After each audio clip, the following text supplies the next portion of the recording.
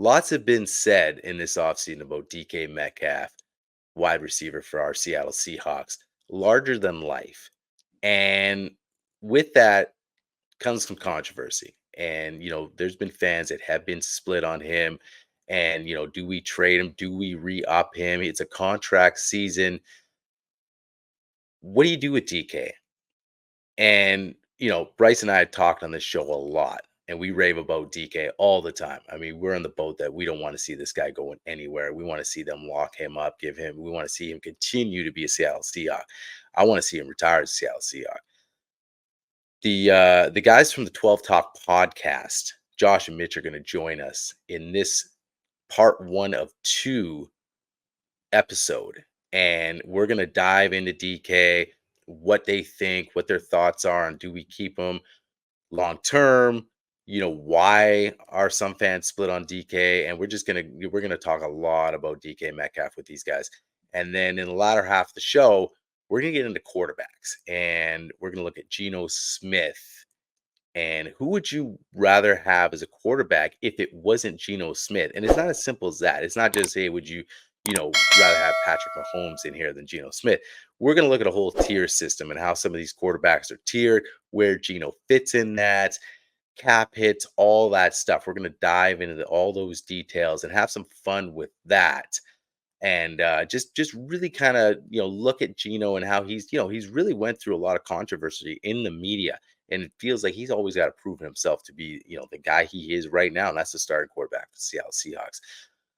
So on the other side, Josh and Mitch from the 12 Talk podcast. Well, I'm the best corner in the game. Look at this run. What a run. Marshawn Lynch, get off me. DK. Yes, sir. Hey, it's John Schneider with the Seattle Seahawks.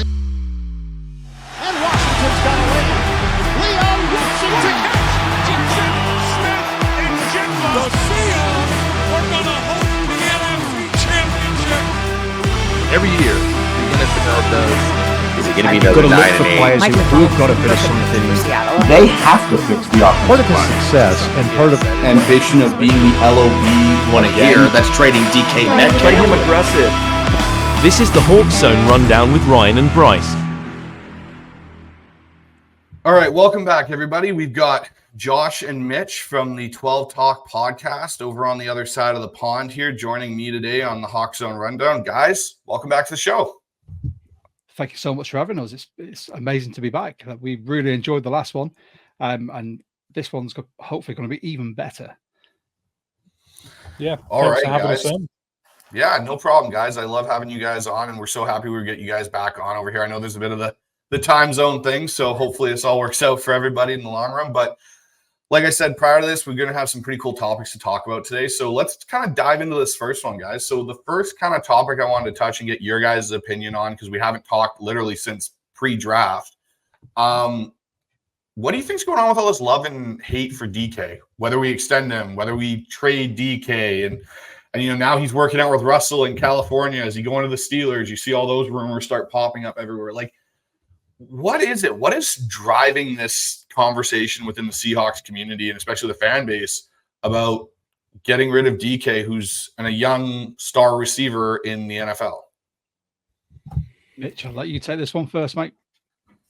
Yeah. Okay. So I think it's a difficult situation because people see him as a star, like you say, in the NFL, but his numbers and his cap hit don't necessarily quite tally up.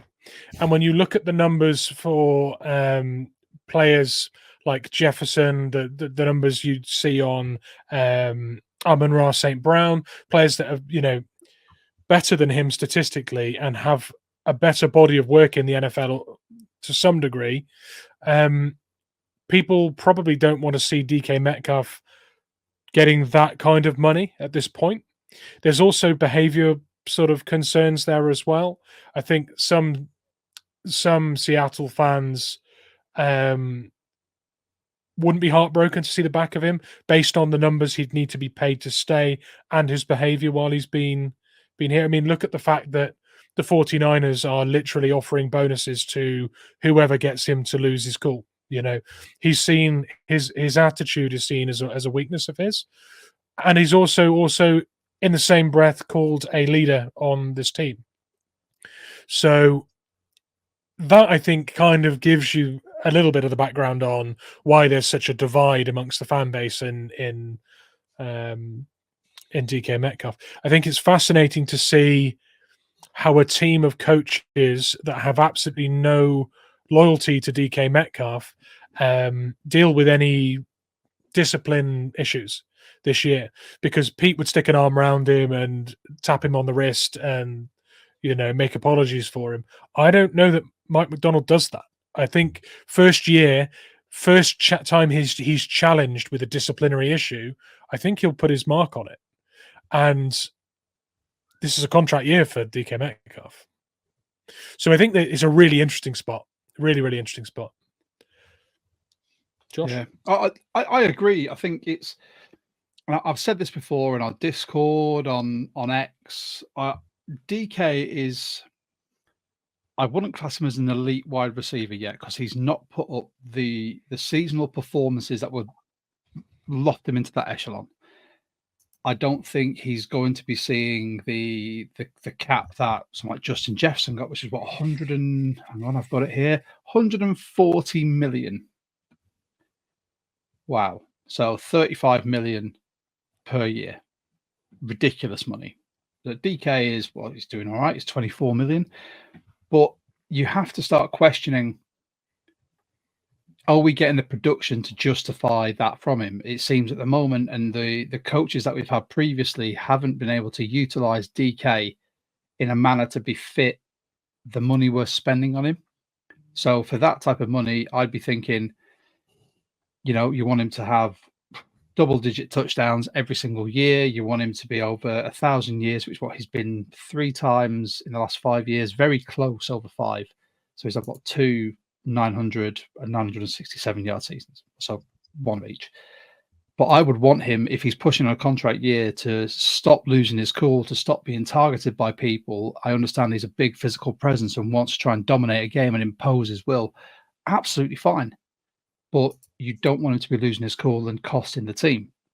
Like Mitch said, in the contract year, with a new coaching staff, how are they going to bring the best out in DK? How are they going to adjust to his behavioral issues? I can see the arguments on both sides. For me, he is a very close to elite wide receiver. If you get the right play calls for him, he could be elite. He could be a complete game changer and a game wrecker. But on the other hand, he's not proved it yet. You're going to be working a lot with the what if. So I can see them both. I personally would keep him, because I think he has got that potential with the right system, but I don't think he's there yet. So I can see why people say trade him, get a first or whatever. But I don't think you probably get a first for him at this rate, because he's 27. There are young wide receivers coming through. And you could get someone who's a first-round pick for cheaper, could probably offer the same production. Yeah, for me, it's kind of I understand completely with the antics that have taken part. And I'd say they kind of escalated maybe in the last 2 seasons. Like when he first came in as a rookie, he'd get into the odd shoving match with Jalen Ramsey or whatever. But we all know Jalen Ramsey has that effect on people. He gets under everybody's kind of skin and whatnot. The thing for me with DK that I look at is, I also look at who our offensive coordinators have been and how they've used DK. DK's seen a exponentially massive jump in double coverage or bracketing where the safeties rolled over top of him. And I think in some respects, when he was going through the Russ era, they didn't ask him to do a lot except for run deep, curls, posts, and that was about it. Well, if I know I got a safety over top, it's kind of hard to do that. And Russ never threw the ball in the middle of the field well. We all know that. And so, DK's not going to be like an Amon-Ra St. Brown where he's this shifty inside receiver. But the thing that I look at with him is, how has he been deployed in these offenses? Shane Waldron was not a very creative offensive coordinator, except when you gave him 3 tight ends on the field. Let's be honest. Even when they gave him JSN last year, it didn't take until basically the latter half of the year for them to figure out, oh, yes, we've got this really good young third receiver that theoretically probably is our number 2 receiver, because Tyler Lockett's not the same receiver he was. Let's figure out how we can get him the ball and involved. I think now with Ryan Grubb in play here and the guys that they brought in to coach this offense, the one thing I've heard a lot through minicamp and everything is DK, you're not going to know where he lines up. Mike McDonald has said that.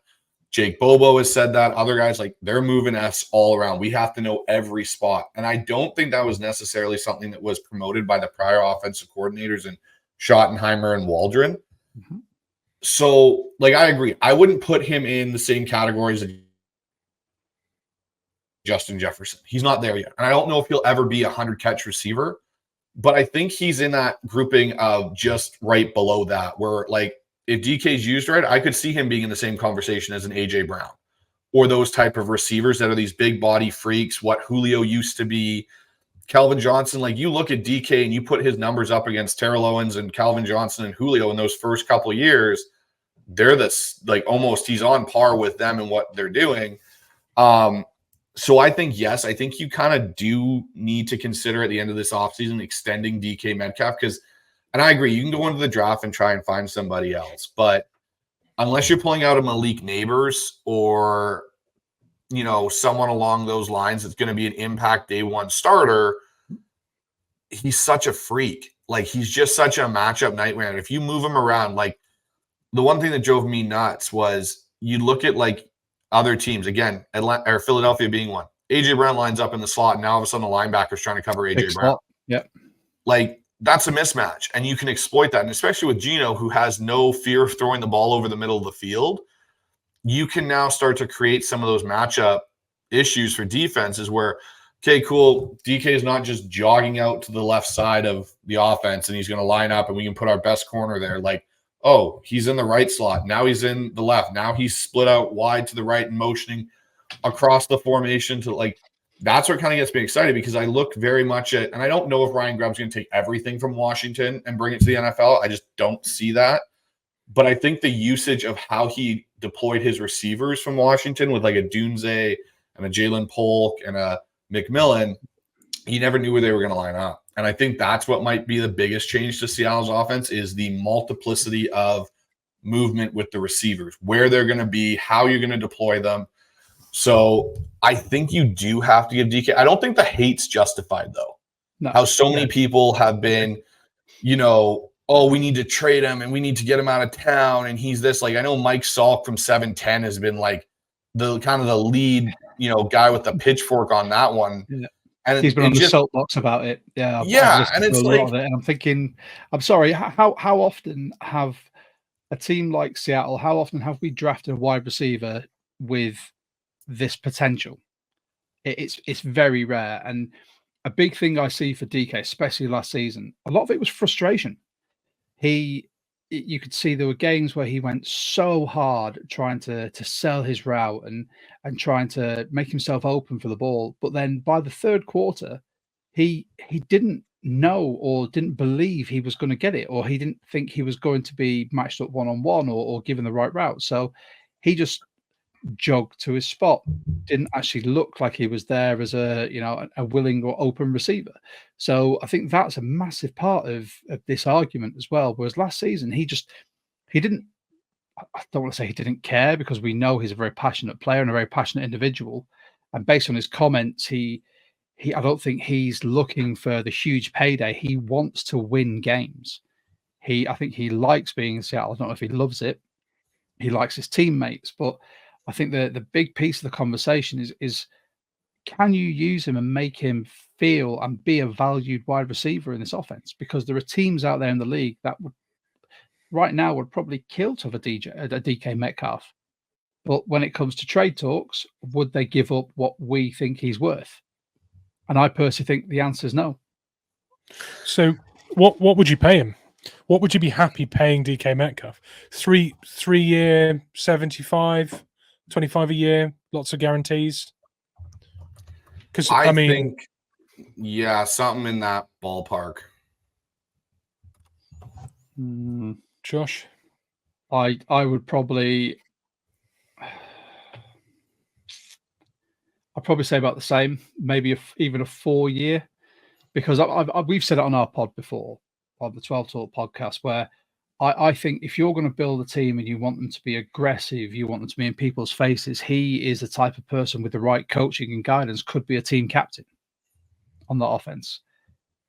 And if you're going to pay him, you want to keep him around for 3 to 4 years. I'd say 25 mil a year, dependent on, and we said this off air before we jumped on, it's all dependent on how he performs this year. If we sign him early and extend him, then we might negate this whole conversation of, is he worth it? Because if he excels in this grub offense, he could be commanding more money by the end of the season. If we re-sign him sooner, we could possibly get a bit of a discount. But I'm sorry, I'm taking the words out of your mouth here, Mitch. I do apologize. But it's all part of the conversation. This is something that holistically Seahawks fans need to look at. Trading him, I don't think we'll get the value that we think he's worth, because people will look at his performance and go, nah, yeah, he's got potential, but he's not put the numbers up yet. Can he do it in our system? Extending him, do it early, knowing that he is a key part of this offense, can do things, can be a leader amongst men because people do gravitate towards him. Do it early, get a discount, and then if this season he excels, you're onto a winner. Or wait till the end of the season and then you're paying him even more if he excels. Or even at the end of the season he performs the way he has done, he's still going to want the same type of contract, if not more. You never know. It's just such a big, it's one of those where you could make a whole pod of just arguments for and against, and you can have multiple scenarios. So here, this is what I'm going to do. I'm going to pull up right now over the Cap's 2025 wide receiver salary. So basically the cap number and the cash spent. And you can see where kind of the ballpark kind of is being set currently for the receiver market. Obviously, Justin Jefferson reset it, but he was only in year 3 of his rookie deal, and they extended him out. So he's still a lower cap hit on this currently. So here, I'll just share this up so all of our listeners in that can see this. As I bring it up here on the screen. So, you know, I know it's kind of small, but here we go. So the number 1 cap hit for a receiver next year is Devontae Adams at 44. Number 3 is Tyler Lockett. Because of how they reworked his deal, he is in theory, you know, cash spent 17, but his total cap hit is $30 million. DK is 29. And Cooper Kupp's kind of sandwiched in between. So I'm of the belief Tyler Lockett's not on the roster next year, and that cap money is going to be reallocated and put back into the team in a way of doing it. But you look kind of the numbers that are around him. Calvin Ridley, Scary Terry. This Christian Kirk to me is still laughable that the Jaguars paid him that much money after his couple of years in Arizona. Then Debo, Michael Pittman. So in that conversation, if this is 2025, would you take DK over kind of that lump sum of guys? Like obviously Tyreek's and Devontae Adams, you know, I would take Devontae Adams over DK Metcalf. I think most people would. You know, Cooper Kupp, Calvin Ridley, Terry, you know, McLaurin, you know, Debo, Michael Pittman Jr. Like, are you, you know, Jamar Chase is in here. We know he's probably going to get a new deal, and obviously Justin Jefferson did. But out of that group, is there anyone that stands out to you that you'd be like, yeah, I'd rather have him over DK at kind of the roughly the same price range? Go on, Mitch. If I can see Mitch thinking about this hard. There's a couple players on there I would swap, but when I look at the cap number on those players, I wouldn't. Like Devontae Adams, I would love. I really would love, but not at that number. And for the difference, I'd take DK Metcalf, which it's a similar thing to our discussion we're going to have about Geno.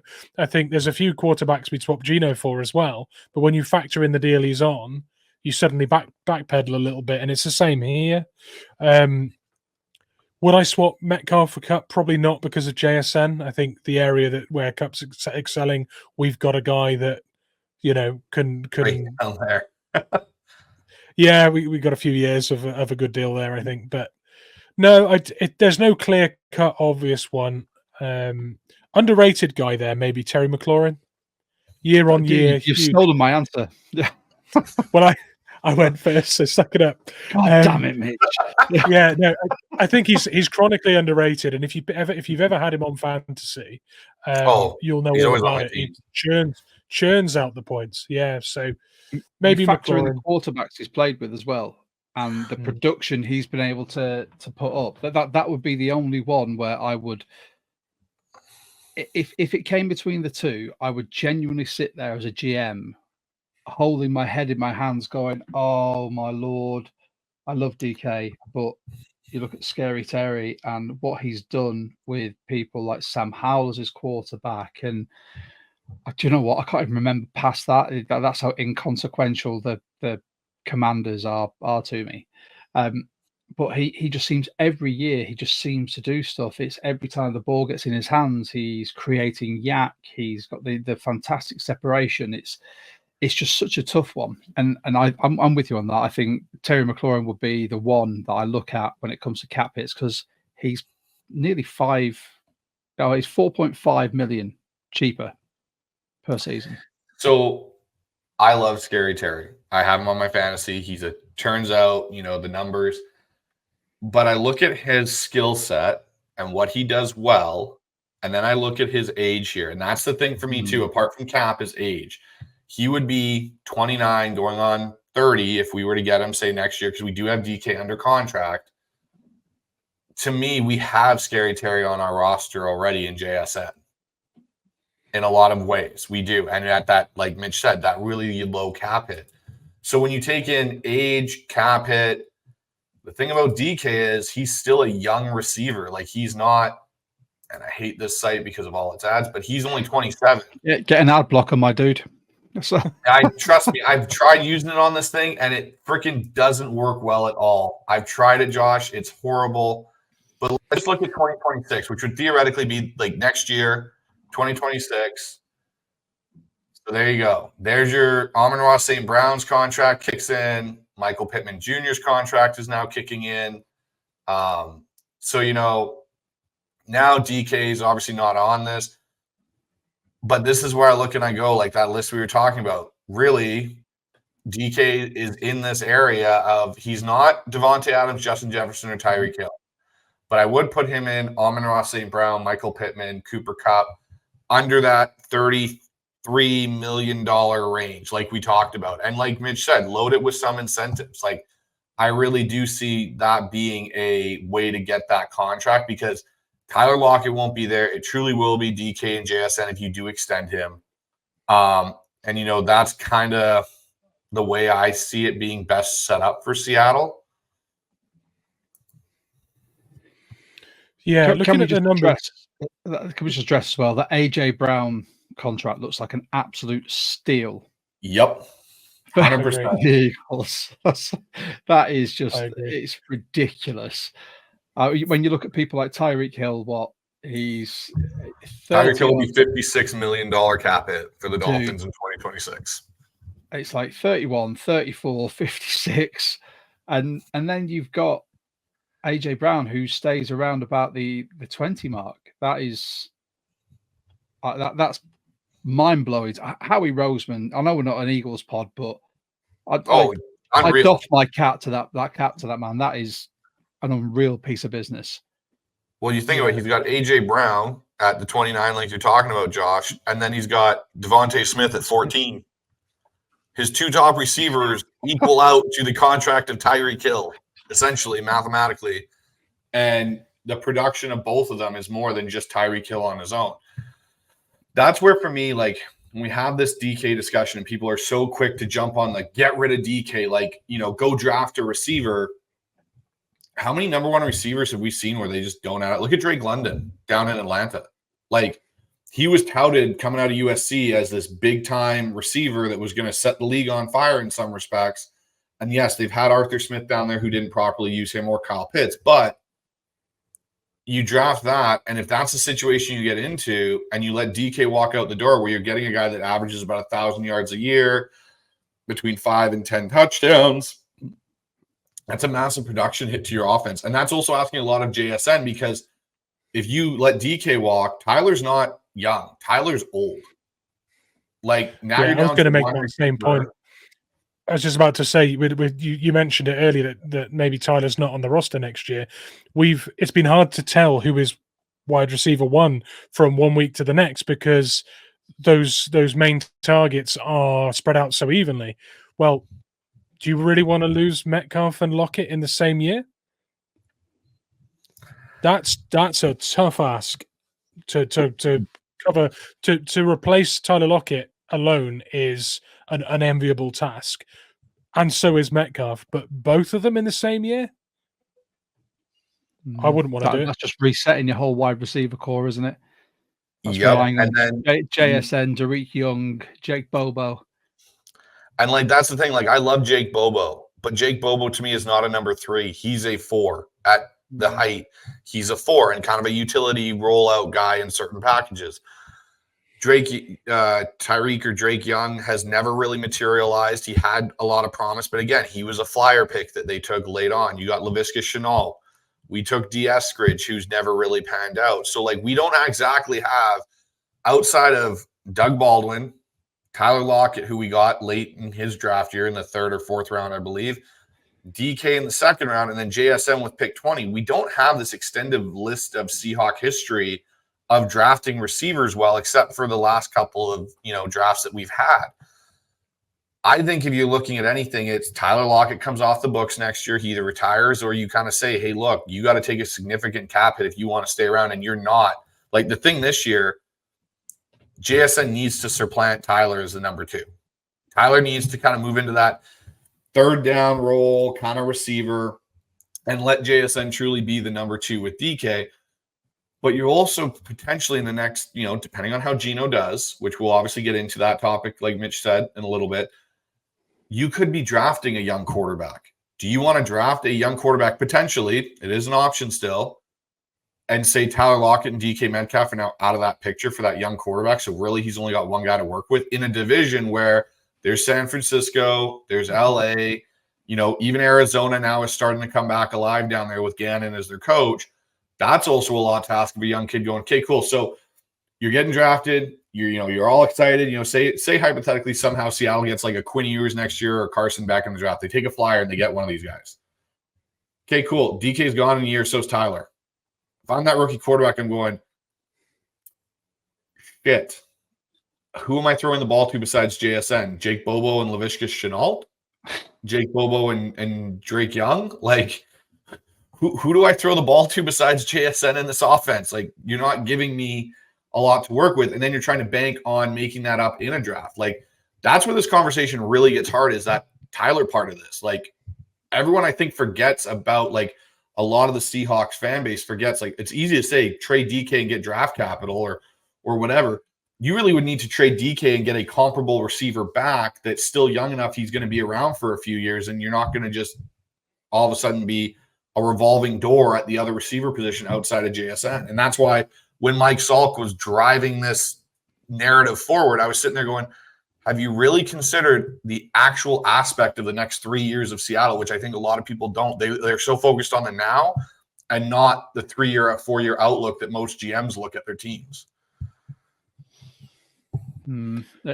Difficult. Yeah, I think it is. The rationale of keeping DK is there. It's like I said, it's a multifaceted argument that you can argue for and against so much. I'm team like keep DK. I don't think we've had a wide receiver like him. I think we are on this pod. There is a majority of, it's unanimous, all 3 of us. Yeah, I think it's just. I think people need to take a step back from the hate and the vitriol that they see on X and Facebook and Instagram, and actually look at what he does bring and what he can bring and what the team's like without him. Once you've done that, we're also quite lucky that we haven't had to see the team without him. His durability over these years has been remarkable. Usually when you see a bigger bodied guy that's got freakish athleticism and pace and things, they tend to break down quite a lot, pulled hammies and things like that. It's so common. It's another factor with DK Metcalf that makes him a bit of an alien, is the fact that He's got the size combined with the speed, combined with the explosiveness, combined with durability. You don't usually get all of it. It's at this point where you plug the Instagram post and the X post that we put out, where you put this fantastic diagram together showing each wide receiver and what they excel in. Yep. And I'm just going to put it out there at 12 Talk Pod. Give us a follow. They're all on there. Look at our last podcast, and Mitch put these fantastic diagrams together. And DK, durability, red zone threat, it's size. It's all there, and all the intangibles are there that you look for. And good luck trying to find someone just like him and being able to get him in the second round, like we did. 100%. It's never going to happen.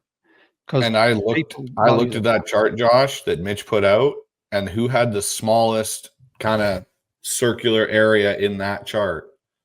It's Tyler Lockett in a lot of ways. And that's where I look at Tyler now. And that chart might look different with Tyler 5 years ago, 6 years ago, when he's a younger player than what it is now. The exact same thing. But now you look at it, and he's like this small area of it. And it's like, I feel like JSN's chart is more indicative of what Tyler used to be, not what Tyler is now. And that's where you have to have that conversation of, would you rather see a JSN with a random Jake Bobo kind of chart hanging around with him as the number 2, or would you rather see the JSN and DK chart together and take out the Tyler? And that's where I'm in that category after this year is take out the Tyler, pay the DK, because you're going to lose the money off Tyler's contract, and move forward that way. It's a conversation that I feel the DK conversation of moving on is a 4-year away conversation when DK is pushing his early 30s, that maybe the soft tissue injuries start creeping up for DK, kind of like they did for Julio and Calvin Johnson. And that's where, okay, now we have to start looking at, hey, do we pay JSN or do we pay DK? Okay, we're going to take JSN for production purposes and whatnot at that point in a couple of years when that conversation comes up. Agreed. Speaking of, production, contract conversations, and like Mitch alluded to earlier, I'm going to propose this question. Josh is not looking forward to this, I can tell at all. He's going, I hate this. I don't want to talk about this. We're going to have a little conversation now on what starting quarterback in the NFL you would take over Geno Smith. That is going to be our topic of conversation, Josh. Start throwing in grenades here. The Seahawks fandom is going to hate me. They're going to be like, no, it's injuries everywhere. Hey, so to give an idea for everybody, I pulled a chart from NFL PFF, their website here, and it's all tiered out. So we had all kind of talked a little bit in the lobby prior to the show, just let everyone know about the different tiers. So I'll bring this up on the screen here for everybody to see. So hold on one second here. I feel like Josh is going to be the one that's going to make everyone just really, I'm going to get lots of comments. Josh, I love it. As long as we don't get them on our channel with people going, oh, what do you know? So give me 1 second so I can get this a little bit bigger for everybody so everyone can see it more effectively. I'm glad you said that. There we go. Glasses on. I'll just squint. It's okay. Can you see it, guys? Are you good? Is it visible? Yeah. Okay. So these are the PFF's NFL QB rankings. So just so everyone knows, me and Mitch kind of talked about this a little earlier. We're taking into account contract, age, and body of work per se. So, obviously we look at this list to start out. You got Patrick Mahomes. I think we'd all put our hand up and say, yeah, we'd take Patrick Mahomes over Geno. Josh, not even close. Doesn't interest him at all. But on the caveat, he can't bring his wife or his brother. Deal? No, I would love to see Josh have to watch Brittany Mahomes and Seahawks stuff. The Jackson Mahomes. No. She'd be wearing the neon green jersey all day long, and his brother would be doing little dances at Lumen Field.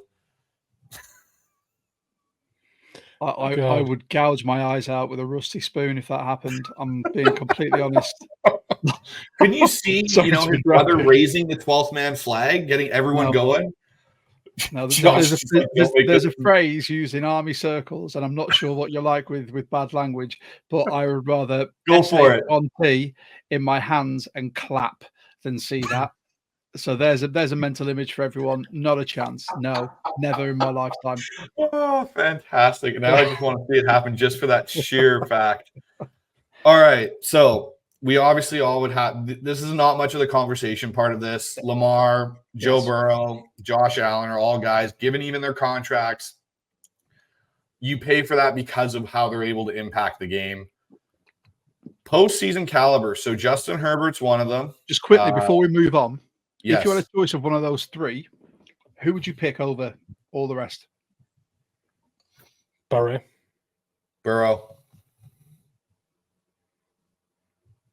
Allen. And I know people talk about Burrow's injury history. It doesn't scare me as much as the big mass media wants to make it kind of out to be. He had a knee injury, no different than what Carson Palmer had his, first couple of years with the Bengals there. In college, he was durable when he played. The wrist injury kind of happened out of nowhere. I was more concerned about his calf, that he was going to tear his Achilles. That's what more or less I thought was going to happen, which I'm glad didn't for him.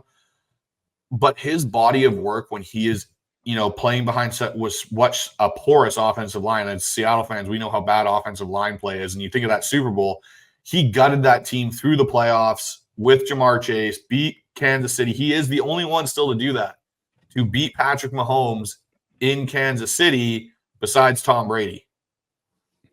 Everyone else is lost. Lamar's lost. Josh Allen's lost. And they're better athletes. But Joe Burrow, in my opinion, is a better quarterback.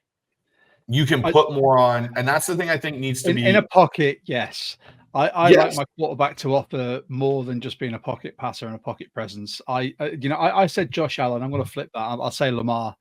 Lamar's body of work, what he offers you in the rush game, his RPO game, he can sling it downfield. I'd love to see Lamar in a Seahawks jersey. Sorry, I just wanted to throw that out there. I saw that list of 3 names, and it's one of those, if you ever pick a decent position in your fantasy league, what quarterback do you take first? And it's usually one of those 3, because some mug always takes Mahomes in the first round rather than a good wide receiver. No, and I totally appreciate that. I train and work with quarterbacks, and a couple of things that I find, though, that ends up happening with guys that are more athletic, and we kind of saw it happen with Russ. Mm-hmm.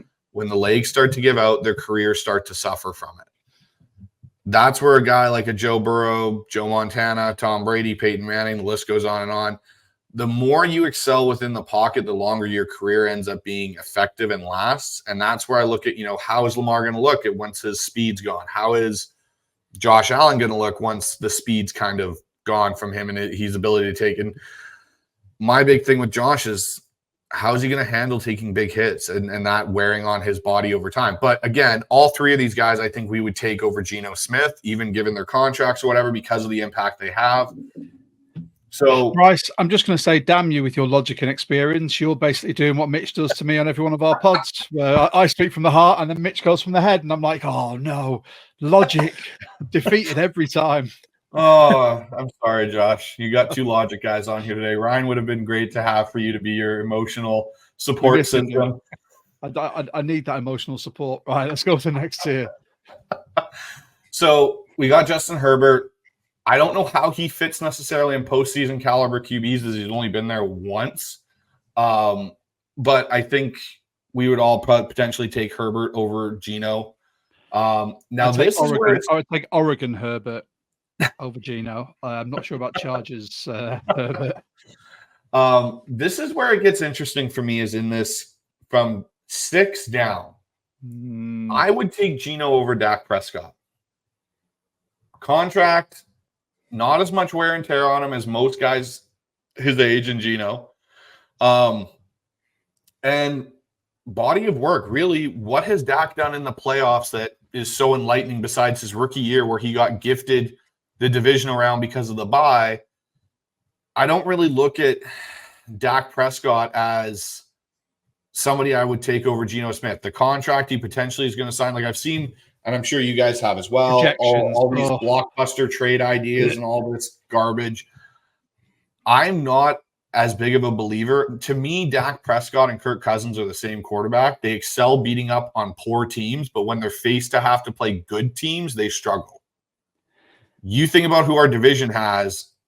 Dak isn't very good versus the 49ers. He's not very good versus the Rams. you have to play those teams 4 times in a season. I don't think Dak Prescott's getting us 3-1 or splitting that. I think we're on the other end of that being 1-3, maybe 0-4 in those situations, and that's just not going to cut it to win a division. Every season you hear this is our year from Cowboys fans. This is your year to watch mediocre QB play, to just capitulate as soon as it gets to the playoffs or down the tail road. I'm not a Dak believer. I cannot get on board with any of the hype.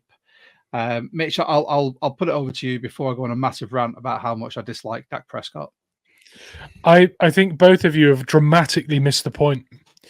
If you have Dak Prescott as your quarterback, 17 games in a season, you have to watch the game muted, because no one wants to hear "Here we go" before every snap of the ball.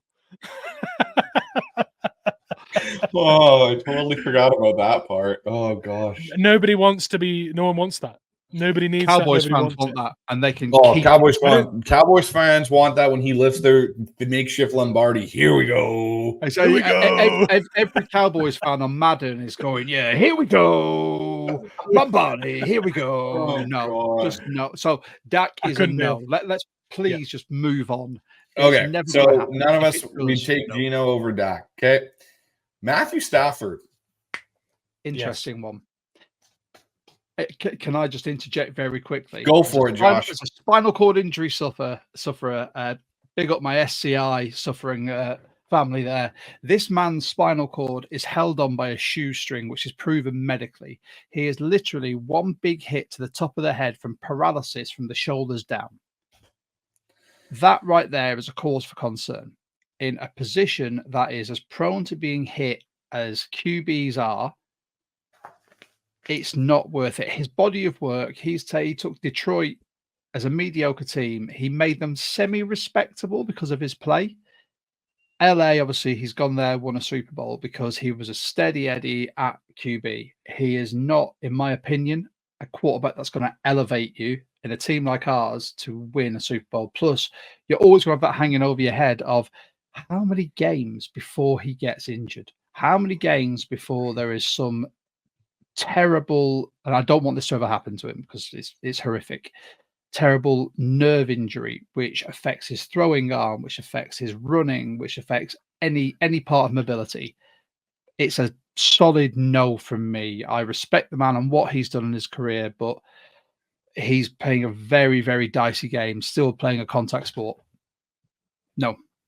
I'd have him, but I wouldn't. But I wouldn't have him much longer than we're projected to keep Geno. Like, I think 2 years. If we had him for the next 2 years, I'd enjoy watching him. I'd happily pay him similar or slightly more than Geno for those 2 years. And I know we're going to get on to Rodgers, but it would be a very similar story with Rodgers too. I don't think we're going to win much in the next 2 years. We're rebuilding, right? If we were to swap Geno for anyone, I wouldn't mind it being a similar aged, but also very experienced quarterback. Geno is a proper veteran in terms of age, but he's not an NFL veteran in terms of snaps and games. So there is a little bit to be gained in actual quarterback experience with swapping Geno, in my opinion. So it's funny because I agree with both of you in both sense of this, which put me in a dilemma. Thanks, Josh. Geez, you played the emotional. That's what I'm here for. Played the emotional card on me. So throwing grenades. I love Stafford. I loved him coming out of Georgia. Mm-hmm. I would say Stafford took a horrible Detroit program and made them mediocre, respectable. He went to the Rams and solidified what they were lacking. Because you remember, he came in on Jared Goff, who was a steady Eddie for a lot of what McVay wanted. Stafford was able to give McVay more in what he's able to do. He is still, in my opinion, the best pure passer of a football in the NFL. Like, the way it comes out of his hand is unreal, and the no-look pass and so on. I would say yes to Stafford if I was getting him 4 years ago.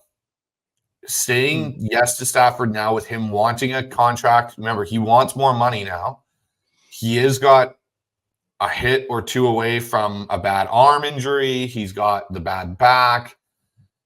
And that to me is, okay, cool. So we're going to take that on. He takes a hit from Bosa, and now we're back to Sam Howell and our backup quarterback, and we've allotted this money. So Stafford 4 years ago, pre some of these injuries, absolutely sign me up for it.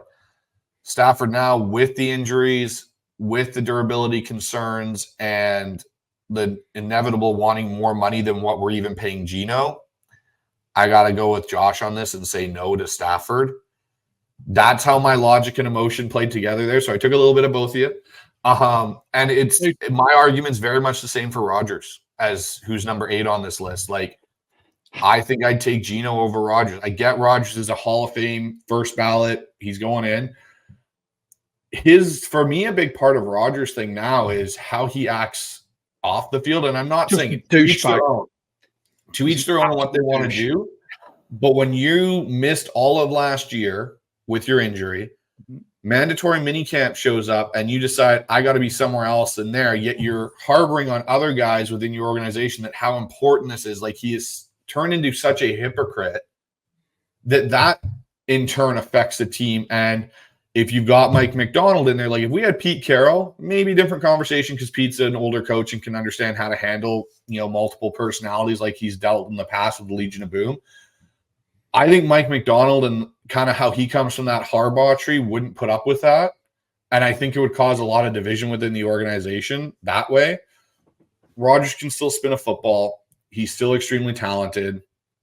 I just would say no for the other side of this of how it affects the team going forward. Mitch? Yeah, I'm not big on Aaron Rodgers at this point. I know he could probably turn our franchise into.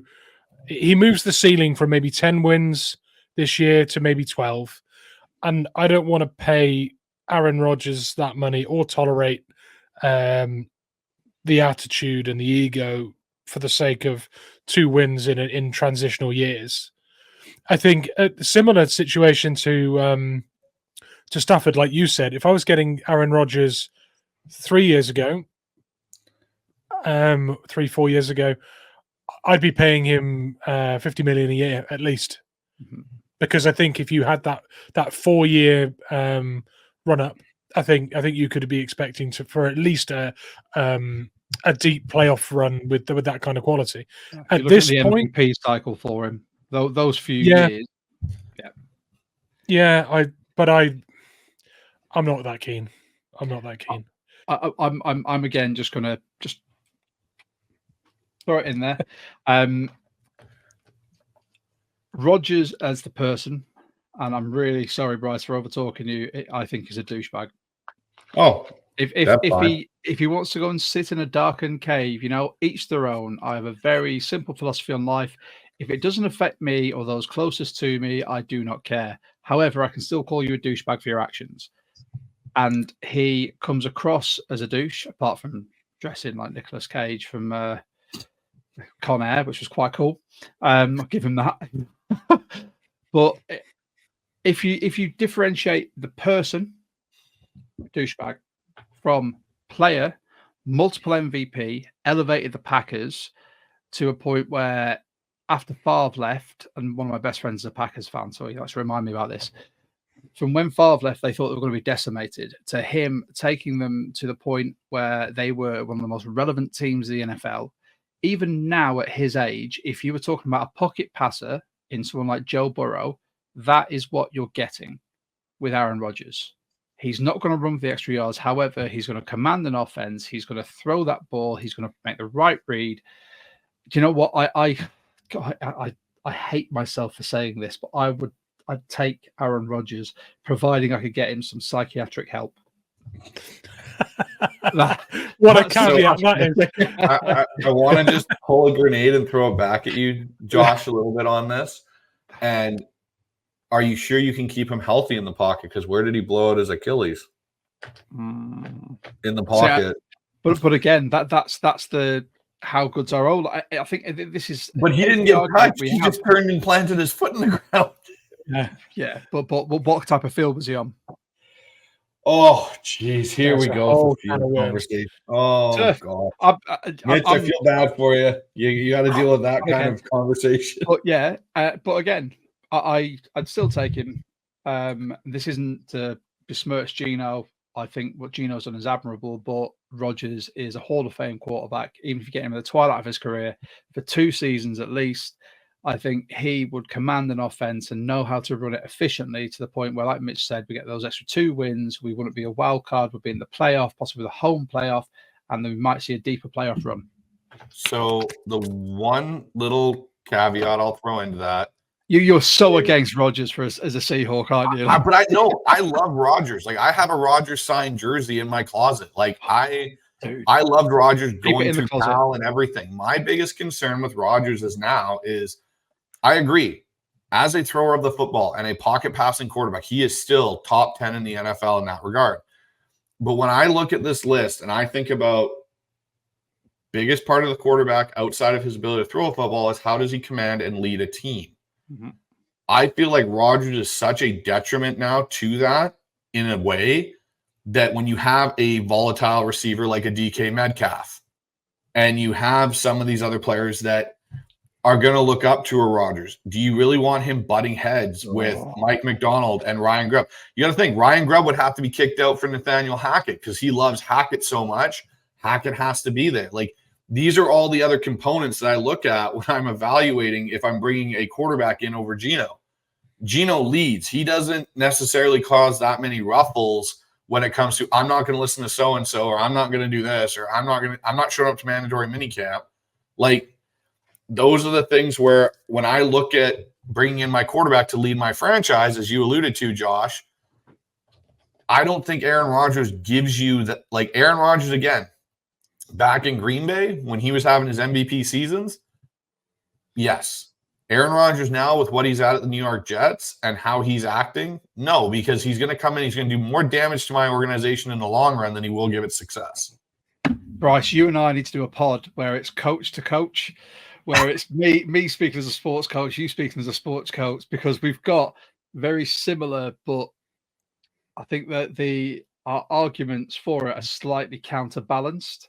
Because I completely agree with what you say, but then from a coaching perspective, I go, but if I work with this player, regardless of how old and how experienced they are, then you should be able to bring them on your side to make them see the benefit of what they're doing for the team. Hey, let's stop talking about Aaron Rodgers because he just dominates every conversation in preseason. Okay, so that's our Aaron Rodgers topic for everybody, which I'm sure the Seahawk fans will just love. Jalen Hurts. Let's try and get through these. Jalen Hurts. Are we taking him over Geno? Shrug. Yeah. On the 1 yard line, yes. Providing we get Jason Kelsey's center as well, yes. Everything else, meh. Yeah, not for me. Not for me. I think the money that he's going to be expecting is not going to tally up with what I think you'd get. Nope, I agree. Number 10 on this list, absolutely.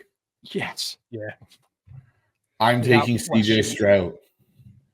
I wanted Seattle to trade up for Stroud if they could have in the year that they took Witherspoon. Like, he was my QB to take. Unfortunately, that didn't happen. But I think we're all kind of unanimous in the contract, the age, even though his rookie year, like with what he did with that Texans team, you give him DK Metcalf and, oh gosh, if you had him in Ryan Grubb's offense now that we're about to see, that could be it could be special. Okay, so a guy that I'm truly excited about, Mitch, and I would take. Were you a yes on Stroud as well? I was yes on Stroud. I was going to say, if you asked every franchise in the league about Stroud, there's probably only 3 franchises that would say no. Carolina Panthers going, no, we drafted the number 1. He's obviously miles better. I think they'd say yes. I genuinely think they'd say yes. They'd say yes, but I think Mahomes is safe. Joe Burrow's maybe safe. And the 49ers with Brock Purdy, obviously, he's a superstar. Come on. The idea of the 49ers having Stroud is a scary thought. Yeah, no kidding. No, I agree with you, Mitch. I think there's 3 teams, the Bengals, the Chiefs, and the Bills, that I think would all say no to that because they've got their guys. I think the Ravens are actually a team that may consider it. Yeah. Interesting. Now I've got Josh's wheels turning again. Well, if we're going to finish this tonight. Yeah, no kidding. Okay, let's get through this. Jordan Love. I would take Jordan Love over Geno Smith. Me too. No. He hasn't got the body of work consistently for me to take him as a starting QB in a brand new offense. I'm kind of interested in this because I look at his body work down the second half of that season, what he did in the playoffs versus versus Dallas, who was supposedly to have the number 1 defense, and then what he even did versus San Francisco, even though they somehow bungled that game away defensively. Based on his age, his contract, I don't see how, I get your body of work portion of that, but yet we just said yes to CJ Stroud, who's only had 1 year as a rookie. They've essentially had the same amount of time. One consistent year as a rookie. Game after game, he made the right throws, the right reads. He put a team on his back properly that were inconsequential in the NFL.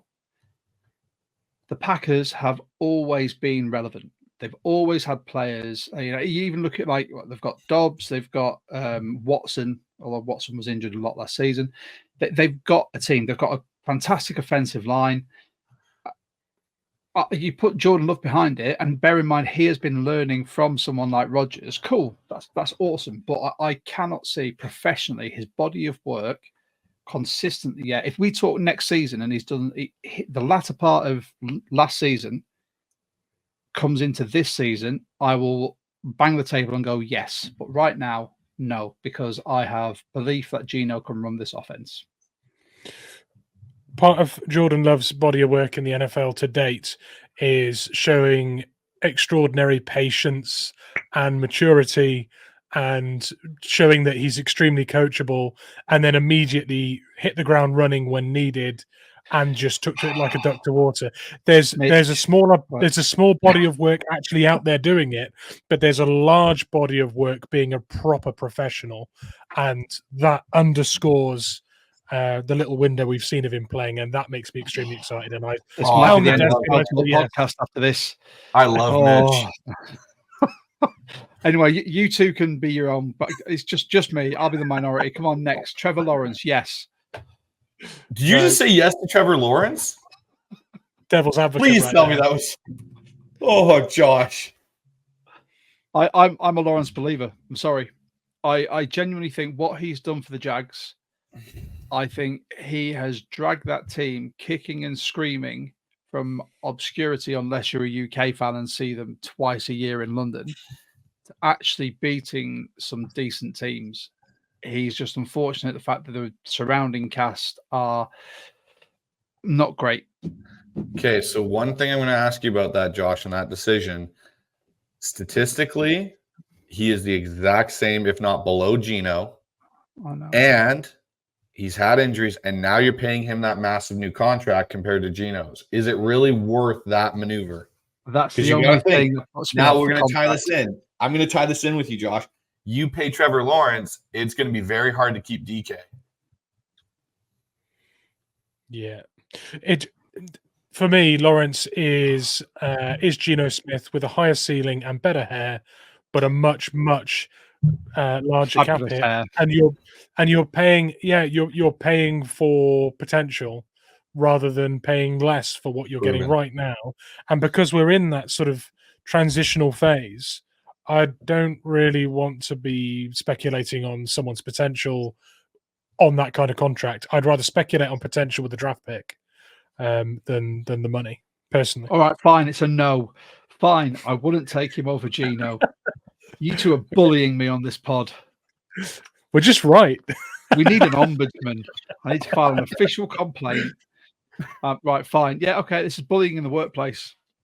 It's okay. Josh is going to send a strongly worded Twitter message to Ryan being like, you can't not be on the show when Bryce and Mitch are next together. Time, Ryan, you need to be on here with us because I'm getting picked on. It's not fair. I'm the minority because I'm a ginger Englishman. Oh man. Whatever, it's fine. I'll just stay quiet. I'm just going to say yes or no going forward. Don't forget Brock Purdy. No, I would not take Brock Purdy over Geno. No. That's a pretty strong no for me. I don't see it. That's it. No. Okay, Tua. I'm a no.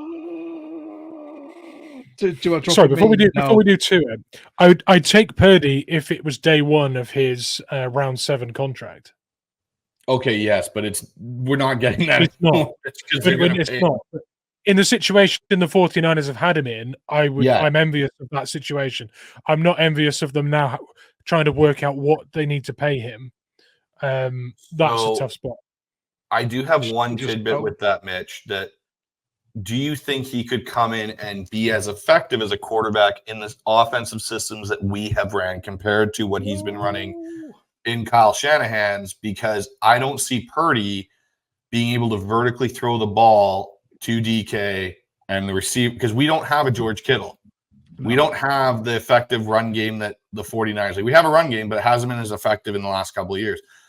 That's for me where I struggle with Purdy, because I don't see him being able to push that ball down the field to DK like we like to take our shot throws and stuff and be able to execute that effectively. Whereas in Kyle Shanahan's off of the play action and guys running across zones so wide open, I think it's easy for him to throw the 15-yard over route to George Kittle because he's open by 6 yards because everyone's sucked up into what Kyle Shanahan does with the run. So if you give me Brock Purdy and Kyle Shanahan scheming, then yes. If it's just Brock Purdy alone, I struggle saying yes to that over Geno, because I think Geno has more talent than Brock Purdy does. I would agree with that. And I'd also say that anyone who gets to come into the league as Mr. Irrelevant and keep putting the ball in the hands of CMC and Debo and letting them do the work for you has the best security blanket I've ever seen in my life. 100%. Honestly. Yeah. See, there you go, Josh. I'm not always agreeing with Mitch. Hell, I'm even agreeing with you and disagreeing with my own point. So, yeah, I win. Next one, the meme that has become Hawk Tua. Spit on that thing. No, I wouldn't take Tua either. I don't think I think he, again, kind of in the same light that we just talked about Purdy. It's great when you have Tyreek Hill and Jalen Waddle, and Mike McDaniel is a great play caller in his own right and the ability to scheme things, but I just don't see it from Tua consistently. And I think if you take those weapons away, you get a below to average NFL quarterback. Agreed. Well, the fact as well, like you look at the QB room he came from. Jalen Hurts, we've already said no to him. Tua, and then you've got Mac Jones. All three of them touted to be these fantastic NFL quarterbacks. Mac Jones, now the backup in Jacksonville. Tua, the starter in Miami, because they believe in him, but all it's going to take is one more big shot to the head and he's seeing stars and ducks and he's out of the league. And Jalen Hurts, just zero belief. Yep. But no. So Kirk Cousins, no. Absolutely not. Not a chance. I don't see it. He, to me, he puts up same thing like we said about Dak, great numbers versus bad teams. Mm-hmm. But again, I don't see the plus and what he offers more than Geno. And the contract he's got, not a chance. I'd want to take that. Jared Goff, I think this is a lateral move with a higher contract now. Like, I don't see it. It doesn't make any sense to me. I still would go and roll with Geno. Yeah. I don't know if you guys feeling different. No, exactly the same. I wouldn't take Goff. He flamed out with the Rams, and he landed on his feet in a Detroit offense that utilized his limited skill set and did all right with it, especially with the running backs he had, and he's got paid. Fair play to him. You know, you get paid for mediocrity. I think if we all could get paid for that sort of mediocrity, we'd be rolling in it. And yeah, it's a no for me. Same. Mighty Mouse. Arizona Cardinals and Kyler Murray. No. There are so many people that are Kyler believers, and I'm still waiting for that season to make him make me a believer. I see flashes, but he's not consistent enough. And I see his upside massively with the threat of his legs. He can hoist the ball. I mean, you look at what he did for that touchdown, just pure Hail Mary to Hopkins, but no consistent body of work. It's a big X from me. We should have had this set up so we're all at the bottom with like X's, like American Idol. Like, oh gosh, Josh. Yes, Kyler Murray is a no for me. I think he's going to be better. I think this new system and new coaching staff there is going to do a lot more to make him into a quarterback. But I don't see the consistency in his play, game in, game out, week in, week out, to elevate him and to make me feel like, again, part of my criteria with this is how is he going to lead that franchise and be someone that, and I just don't see it from Kyler. When you have to put in a guy's contract, you can't play video games. You need to study the plays. That screams to me like we've got some sort of problem here. Something very Johnny Manziel about it, isn't it? Oh, very much so. Yes. However, I imagine like Kyler's like, what is it, Call of Duty, Warzone, whatever, I don't play it. Whatever his team is, it must be stacked with NFL players. You can imagine coming up against that and being like, is that Kyler Murray? Is that AJ Brown? Is that DeAndre What? You whoop them on the Xbox or the PlayStation, but still, they just go off to the mansions afterwards anyway. Carry on. So here we go. Geno Smith is number 18 on this list. Oh, we're keeping Geno over Geno, surely. Yeah. Caleb Williams. Do we want to, like, this is where I kind of look at it and go, like, I'm not really going to include the rookies. We haven't seen them play yet. Again, like Mitch talked about, potential. So I'm not taking Baker over Geno. Oh, he's my boy. I love Baker too, but I'm just not. I don't see there being an elevation in play. And again, he's a lot very streaky. Yeah. Right? Like when I compare them across, like, you know, Derek Carr, no. I'm not taking Derek Carr. And I know these guys are below the list. Go on, Mitch, you got to say yay or nay when we come past these, because we're shooting through them now. Because these are the. I'm just primed and ready to disagree with you. If you say something I don't agree with, and I'm just agreeing. I would say Geno, like a coiled spring of disagreement. Geno Smith with Dave Canales was great, and Baker Mayfield with Dave Canales was really good as well. That, I think, it was a big factor for both players. Honestly, yep, I agree with you as well. So Derek Carr, no, I'm not taking Derek Carr over Geno. And just skip the next one. We don't even need to say his name. You're dead to us now. Yeah. Deshaun Watson, not a chance. And again, now we're into. It wouldn't have been PC enough. I can't say it. Right. I was considering.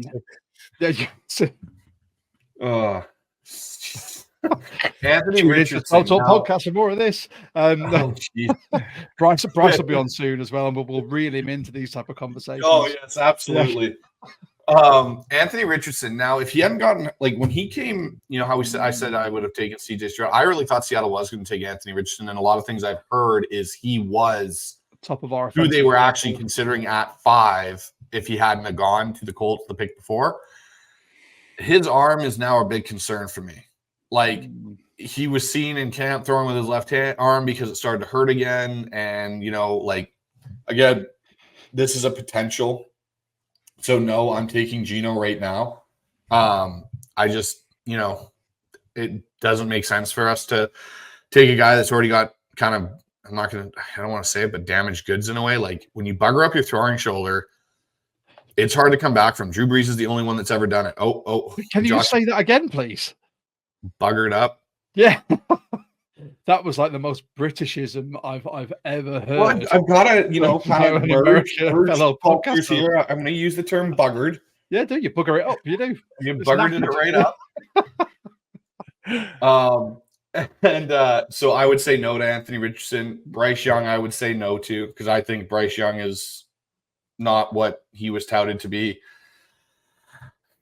And the rest of these guys, again, unproven in Drake May and Jaden Daniels. Jacoby Brissett is just a backup journeyman. Jaden Daniels is a bargain basement Lamar Jackson. Yep. Next. Will Levis. Now, Will Levis would have been interesting if Seattle had taken him. Again, I'm not taking him over Geno. And then there's not a two chance on that list that I think if we drafted and sat behind Geno for a season, it could be a completely different story. Levis and Richardson, which Mitch and I alluded to on our pod before the draft. Richardson especially. Levis, I think we touched on, saying he's got a few foibles and quite a few intangibles that would make him a good pocket presence, but he needs to be sat behind a veteran to learn how to read a game and to make the right throws. So agreed. I agree with you completely here. Not a chance. Not a chance. No. God, Minshew mania. Come on. Not a chance. So, so guys, just to go over this, realistically, the only guys, and this is kind of the agreements that we had, Burrow, Mahomes, Allen, Lamar, CJ Stroud, Herbert, based on contract and age, and then me and Mitch said yes to Love, and Josh said no. But really, guys, that is a list of 1, 2, 3, 4, 5, 6, 7 quarterbacks that we would take over Geno Smith currently in the NFL. Mm-hmm. So when I look at that, to me, I think we're in a really good spot as an organization with Geno compared to what, the national media, Seattle is a quarterback away. They need a quarterback. I think Geno with this new offense is very capable of making us a playoff contending team that a couple breaks go our way, we could be playing in an NFC championship game. Just very, very quickly, on that list, it missed one quarterback. The MILF hunter himself, Zach Wilson. Oh, God. Yeah. There was only 2 QBs on that Broncos list. Oh, I think Mitch's face said it all. But is that a yes or a no? Oh, it's a no. I'm sorry. I just had to throw that in there. Just because I like making fun of the man. How could it be anything but a no? You're literally just stirring it up at this point. What's the matter with you? Oh, gosh, Josh. Okay, so that's basically the show today. Josh and Mitch, I'll let you guys kind of do your thing. Let people know where they can find your guys' work and your pod and everything like that. So go take it away.